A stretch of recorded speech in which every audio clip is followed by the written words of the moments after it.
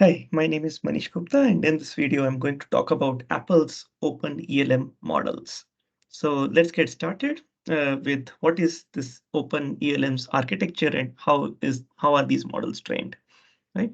So OpenELM models basically follow the standard decoder-only transformer architecture with more or less standard recipes. So no learnable bias parameters, pre-normalization with RMS norm, rotary position embeddings, group query attention, Swiglu feed forward layers, right? Flash attention, and same tokenizer as Llama. So that's pretty standard in that senses. But what is new in these models is layer-wise scaling strategy.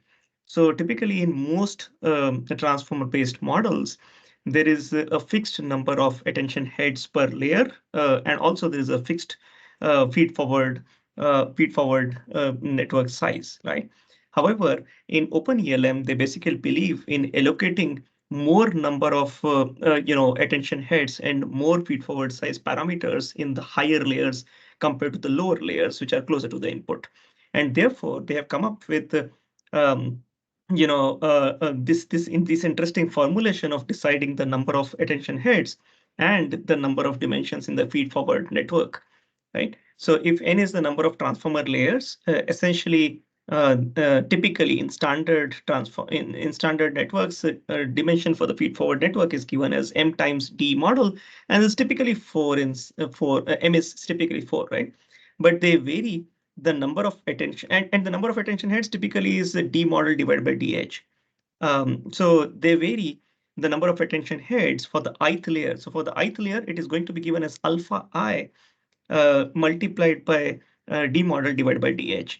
While mi, this factor mi is going to be given as beta I. Now, how are alpha and beta determined? Well, they're determined like that. So alpha I basically is of course, it's between alpha min to alpha max, and beta is between beta min to beta max, and they linearly scale it as you increase the layer. Okay, so that's that, right? So the only difference from the standard decoder-only transformer is this layer-wise scaling strategy. Now, they pretend using all public datasets totaling to 1.8 trillion tokens. This includes refined web, red pajama, pile, and dolma datasets. So where these are the particular subsets.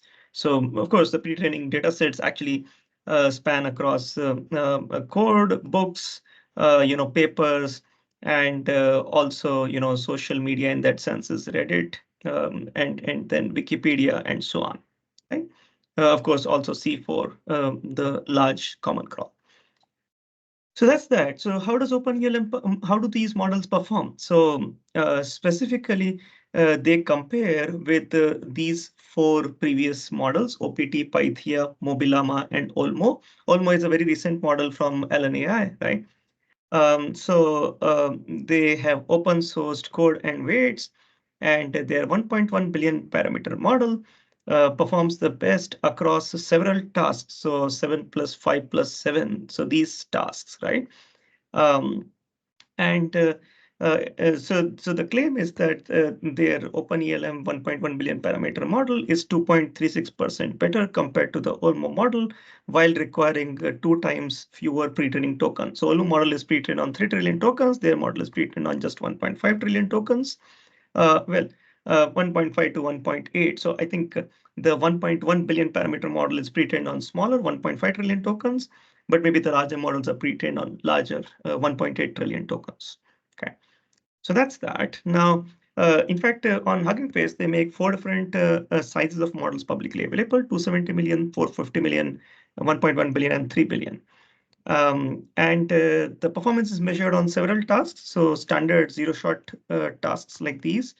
Yeah, they are the typical tasks that people report large language model accuracies on. They also report accuracy numbers on OpenLLM leaderboard tasks, and then finally on LLM 360 tasks. So these particular tasks.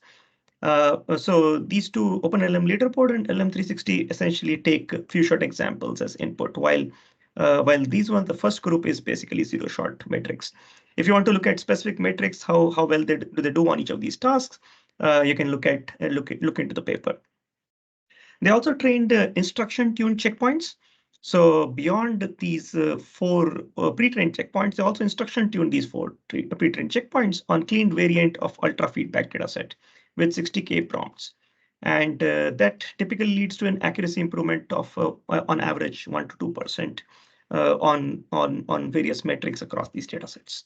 Okay, so in summary, in this video, I talked about OpenELM, which are models from Apple. So it's great to have open models from Apple as well. And they're decoder-only transformer models with Layerwise scaling. They make four different sizes publicly available on Hugging Face: 270 million, 450 million, 1.1 billion, and 3 billion checkpoints. They train on publicly available pre-training datasets and also instruction tune on ultra feedback. That's it for this video. Thank you for watching. Connect with me on my LinkedIn or look at my research on my homepage.